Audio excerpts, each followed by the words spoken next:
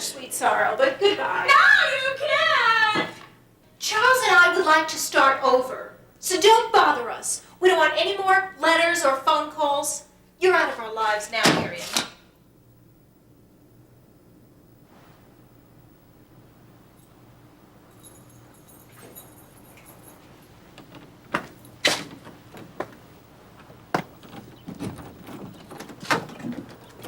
Charles.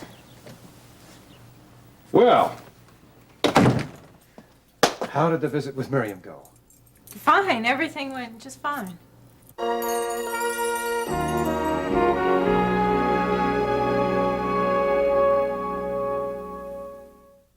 Are you sure everything went all right? You seem a little edgy. Really?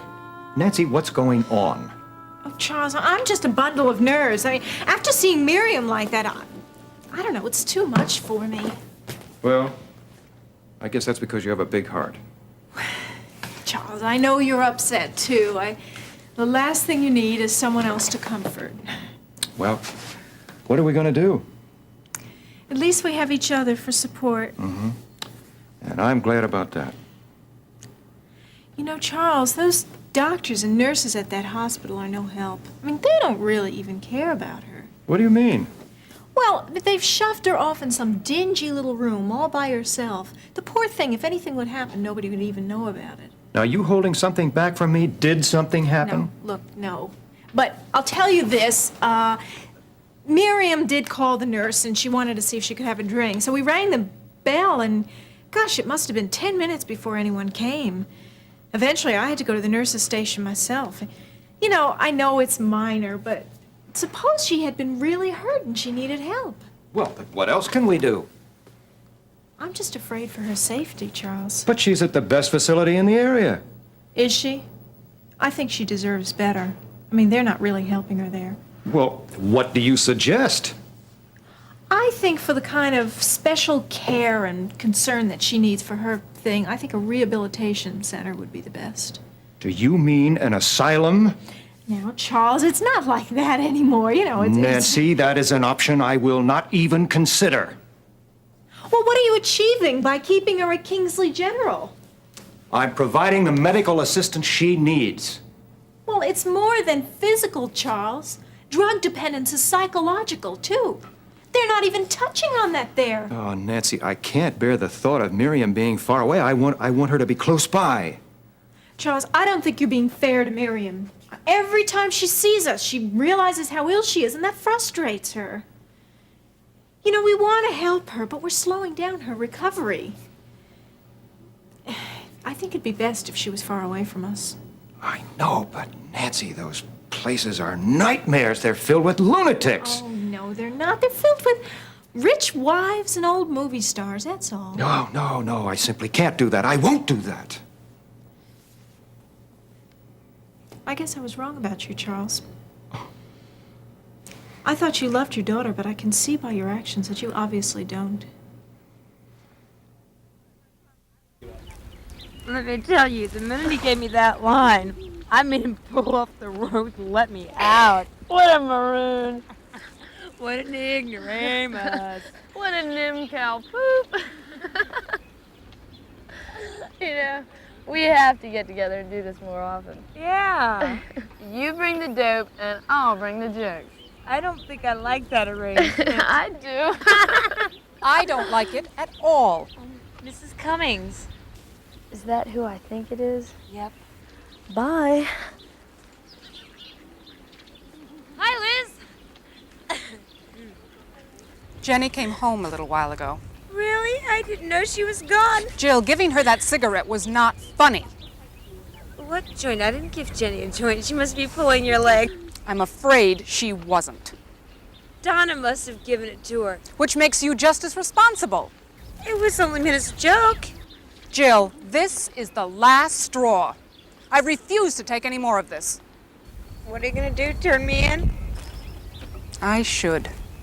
Well, I'm clean. I don't have any dope on me. You're the only one with the joint. Look out, there's a cop over there.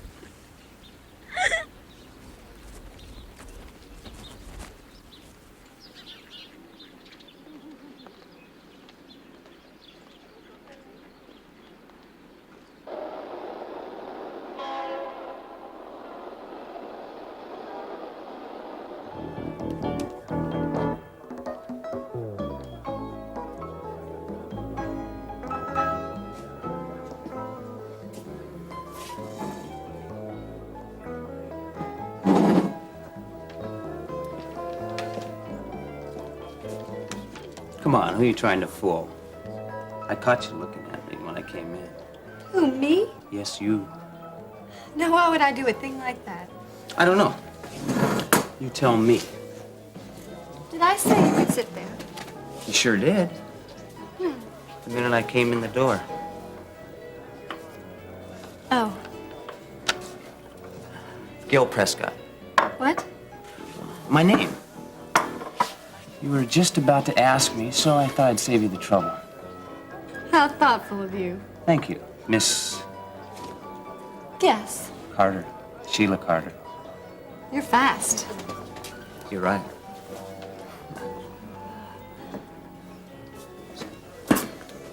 Well, hello. Hi, Russ. We met? Look, perhaps another time. The lady and I were just getting acquainted. Well, the lady and I just happened to be together. True? True. Well, it's like I say. Respect where a woman is at, and she'll show respect back. Some other time, then. Count on it.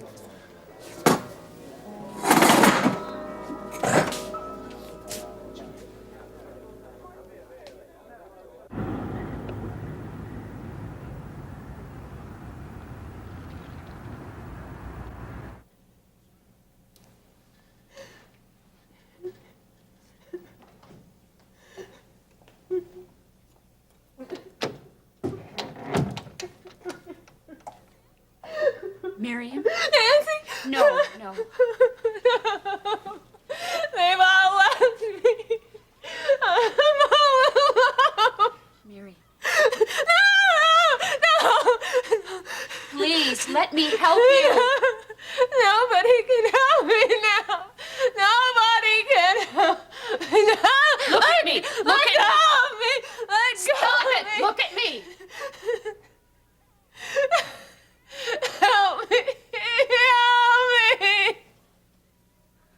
Oh, Lord Jesus, help this woman.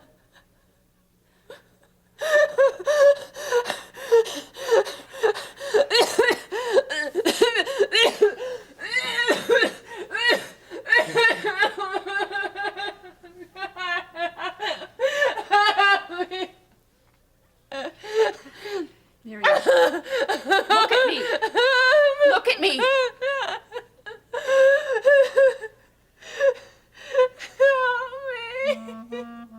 Look at me. I will. I will help you.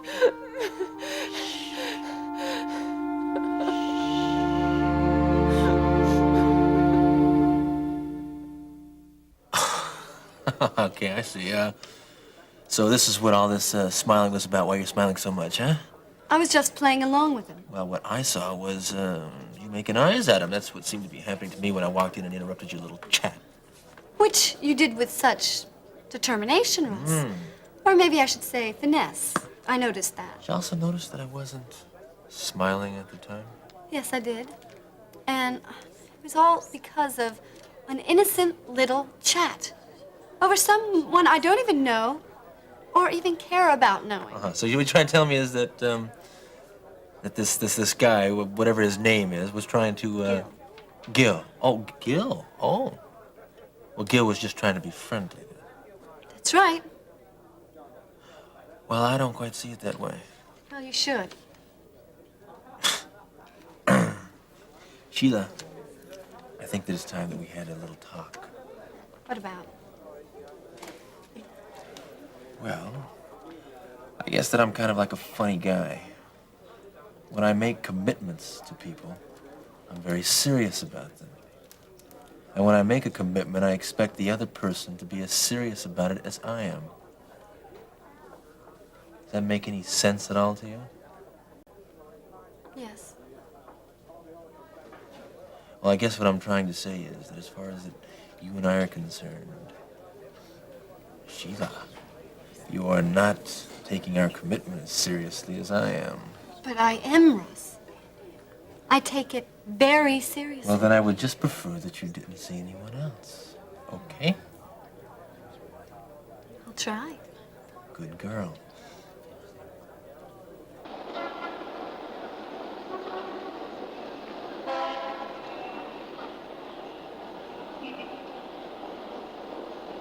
You know, normally I wouldn't see a lawyer about something like this, but I figured under the circumstances, I better not take any chances. Yeah. Yeah, Judge Slaymaker's been coming down pretty hard on you, members of your profession lately. I don't know what her problem is. You know, talk on the street is she's all hyper because her old man got thrown in the can. I guess that just proves she's only a woman. And you know how we women are without our men. Yeah. Who posted your bail, Miss Farley? Ronnie, of course. But he's getting tired of it. He let Kim sit there for 2 weeks just to teach her a lesson. The only reason he sprung me was because my regulars kept asking where was I. Yeah, I bet they did. Listen, baby cakes, would you mind lighting somewhere? You know, you're making me dizzy. Oh, sure. I've seen unfaithful husbands that was less nervous than you. That's better. Now, what are you going to do for me? Well, the first thing we're going to have to do is see if we can find you a job. You don't think what I do is work? Certainly, yeah. You bet your caboose it is. Well, I mean, I was thinking about something more of a conventional nature, office work. You do type, don't you? Ain't you listening? I already got a job. Yeah, well, Miss Farley, if I can convince Judge Slaymaker that you're gainfully employed, then I stand a lot better chance of getting you off. Oh, you mean make me look legit? Yeah, that's it, exactly, yeah. Huh. Well, would I actually have to do this job, or could I just pretend? Well, you'd really have to do the work. But when would I have time for what I really do? I mean, you know, I got responsibilities, and Ronnie gets very upset if I don't pull my own weight, if you know what I mean. I know what you mean. But for the time being, that's the way things are going to have to be. Ronnie ain't gonna like this. He ain't gonna like this at all. Well, if you're as valuable to him as you say you are, and he really wants to keep you around, he just hasn't got any choice. No, he doesn't, does he? You know, it might not be so bad. I could use the rest. Imagine me working in an office. People talking to me with respect. Going out to lunch, getting a regular paycheck. You know, if it worked out, I might not have to go back to Ronnie. Well, it's not going to be all that easy. I mean, I wouldn't call you exactly overqualified. Well, there must be something I can do. Well, you know, when I see a pretty woman sitting in my office, I just start thinking how much pleasanter it'd be to forget all about business and going out and have a fun evening.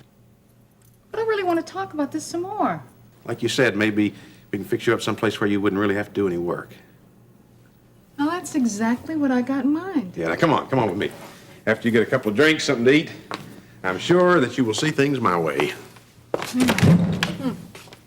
You know, it's been quite a while since we spent any time together, hasn't it? The lasagna was great. I'm very impressed and very full. Maybe Laura had a good teacher. Excellent, in fact. Oh, I'm going to come over here more often if I get compliments like that. I think that can be arranged. Whether Ben's here or not. I didn't mean it. That's all right. I can understand the frustration you feel when I can't make it home on time. But at least I made it here tonight. That's true. But I hardly ever get to see you before 8 or 9 o'clock at night. What about last week when I came home early for lunch? Oh, that's right. She forgets when I come home early. Can you believe this? Oh, unthinkable, really. Thanks a lot, Mom. I knew I could count on you. Well, Ben knows I look out for both of your interests without partiality. Yes, she certainly does. I can vouch for that. Really? I'm not quite sure what that means, but thanks again, Mom. What are you going to do when Ben starts working at the clinic and you're not there to look after my interests? Oh, I think he'll remember them.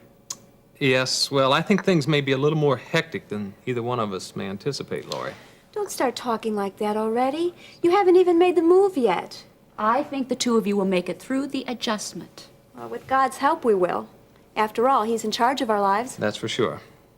I'm really sorry that Peter couldn't make it tonight. It's been quite a while since we've seen him. How's the shoulder? Fine, fine. What? Well, every once in a while, you know, like when the trash needs to be taken out and the grocery bags need to be brought in, well, he'll try to get out of it by telling me that his shoulder's beginning to hurt, so he doesn't want to take any chances of undue strain. Bright guy, that son of Oh, yours. he's got his routine well prepared, that's for sure. He always did.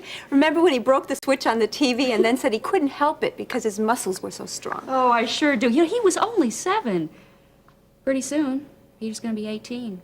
You know, it's hard for me to realize that my kids are adults. You graduating from college and Peter from high school. Oh. Has Peter heard anything about that scholarship? Scholarship? Peter didn't tell you? Scholarship? What do you mean by scholarship? Oh, Peter's going to want to kill me, but I thought he told you by now. Peter applied for a scholarship to Kingsley. He did? I guess he didn't want to say anything until he heard something. He didn't want to raise your hopes. Scholarship. I thought he would have heard something by now. It's been quite a while. Well, if he hasn't mentioned anything to me. Oh, but that's what those papers were all about he was working on a while ago. He told me they weren't important, just something for school. You know, I wasn't sure that he was serious about going to college, but he must be. And that's something his father and I have wanted for him ever since he was born.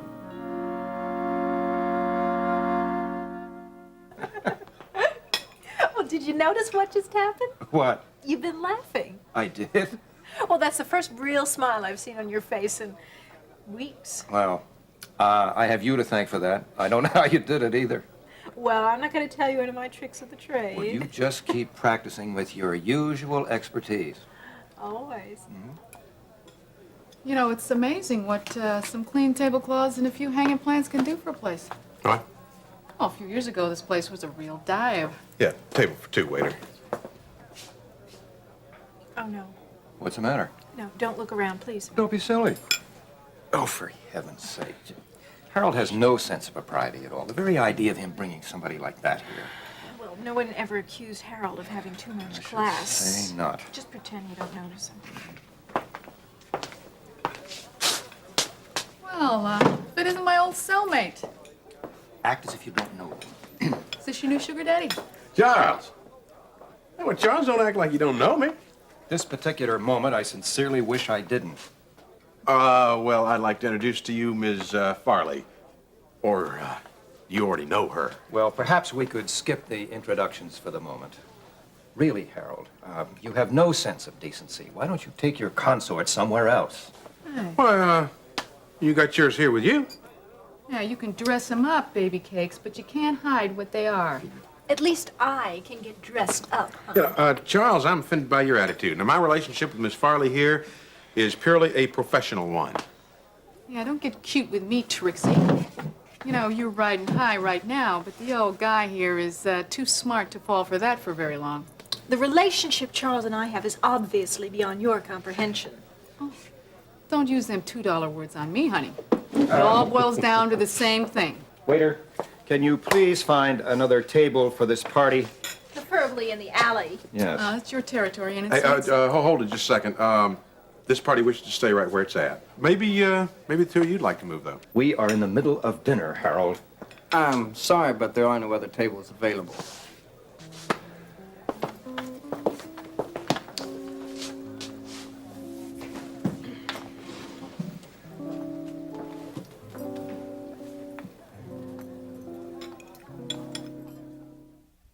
am so furious. Oh, come on, Nancy. Things like that happen. Well, how could they let a woman like that into the Greenbrier? Well, perhaps if they'd known, it would... Had known. The only thing she didn't have was an ad on the back of her dress.